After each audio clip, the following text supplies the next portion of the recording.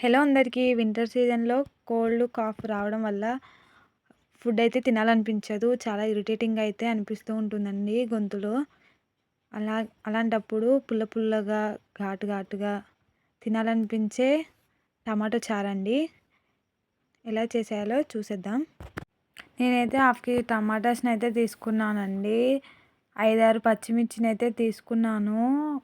అవనేది తేజ మిర్చి అంటారు కదా! అవండి. అవైతే చాలా స్పైస్‌గా అయితే ఉంటాయి. ముందుగా అయితే టమాటోస్‌నైతే ఇలా పెద్ద ముక్కలుగా అయితే కట్ చేసుకుంటున్నాను. పచ్చిమిర్చినైతే పొడుగ్గా చీల్చుకొని ఇలా 3 ముక్కలైతే చేసుకుంటున్నానండి. ఈజీగా అనేది ఉడికిపోతుంది కదా! ఒక పెద్ద నిమ్మకాయ సైజ్ చింతపండునైతే యాడ్ చేసుకుంటున్నానండి. ముందుగా స్టవ్ వెలిగించుకొని కట్ చేసి పెట్టుకున్న వెజిటేబుల్స్ని అయితే ఉడికించుకుంటున్నాను. ఇందులో 1 గ్లాసెస్ ఆఫ్ వాటర్ అయితే పోసేసాను. పోసి లిడ్ అయితే పెట్టేసి అయితే ఉడికించుకుంటున్నాను. 5 మినిట్స్ తర్వాత మూత తీసి చూస్తే ఇలాగైతే బాయిల్ అవుతుందండి చక్కగా. ఈలోపు మనం తాలింపుకు కావాల్సిన వెజిటేబుల్స్ని అయితే రెడీ చేసుకుందాము. కరివేపాకు, 6, 7 వెల్లుల్లి రెబ్బలు, 4, 5 ఎండుమిర్చి, ఒక పెద్ద సైజు ఆనియను, 2 పచ్చిమిర్చి ముక్కలు, అలాగే గుప్పెడు కొత్తిమీరనైతే కట్ చేసి పెట్టేసుకున్నాను. ఇక్కడైతే చూస్తున్నారు కదా, చక్కగా అయితే బాయిల్ అయిపోయిందండి. ఒక 10 మినిట్స్ అయితే పక్కకు ఉంచేసుకోవాలి, చల్లారబెట్టుకోవాలి. ఈలోపు మనం ఒక గిన్నెనైతే తీసుకొని, జల్లెడ గిన్నె అయితే ఉంటుంది కదండి, దాంతోటి చారునైతే వడగట్టుకుంటాను. సింపుల్ ట్రిక్ అండి. చేత్తో వడగట్టడం వల్ల ముక్కలు అనేటివి చారులో పడిపోతూ ఉంటాయి కదా అనుకోకుండా. అలా కాకుండా సింపుల్ ట్రిక్ అండి. ఇలాగైతే ముక్కల్ని బాగా పిసికేసి అయితే జల్లెడ గిన్నెతో వడగట్టుకుంటున్నాను.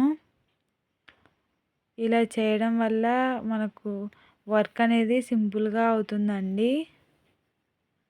చూస్తున్నారు కదా, ఇలాగైతే బాగా పిసికేస్తున్నాను. పిసికైతే ఆ రసం అనేది వడగట్టుకుంటున్నాను. మీకు తగినంత వాటర్ని అయితే యాడ్ చేసుకోవచ్చండి మీ క్వాంటిటీని బట్టి. నేనైతే ఇందులో ఇంకొన్ని వాటర్ని అయితే యాడ్ చేస్తున్నాను.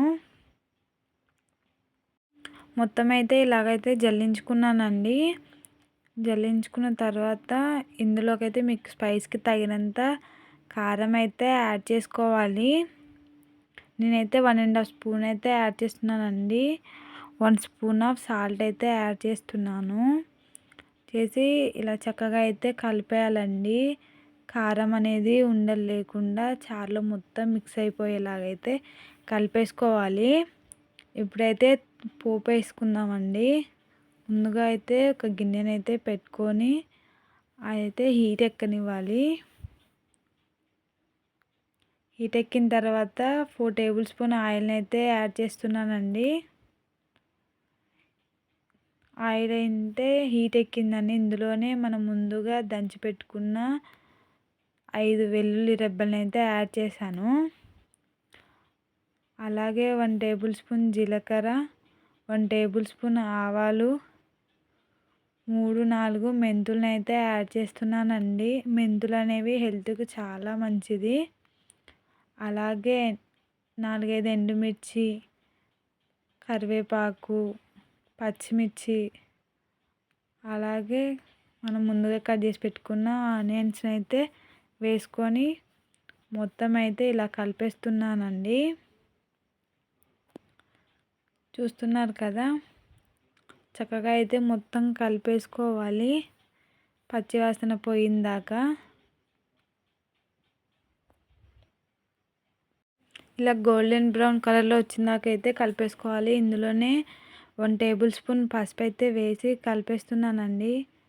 చక్కగా చూస్తున్నారు కదా, ఇందులోనే 1 టేబుల్ స్పూన్ అల్లం వెల్లుల్లి పేస్ట్ వేసి బాగా కలిపేస్తున్నానండి. పచ్చివాసన పోయిందాక కలిపేసి మనం ముందుగా రెడీ చేసి పెట్టుకున్న చారుని అయితే ఇందులోకైతే వేసి కలిపేసుకోవాలండి. బాగా తాలింపు కలిసేలాగైతే ఇందులోనే గుప్పెడు కొత్తిమీర అయితే వేసి బాగా కలిపేసి మనకు ఒకసారి అయితే సాల్ట్ చెక్ చేసుకోవాలండి. చెక్ చేసుకొని లిడ్ అయితే పెట్టేసుకోవాలి. 5 మినిట్స్ ఆగి చూస్తే మన చారు అయితే రెడీ అయిపోయిందండి. సర్వ్ చేసుకొని తినేసేయడమే అండి. ఈ వీడియో మీకు నచ్చినట్లయితే please do like and subscribe.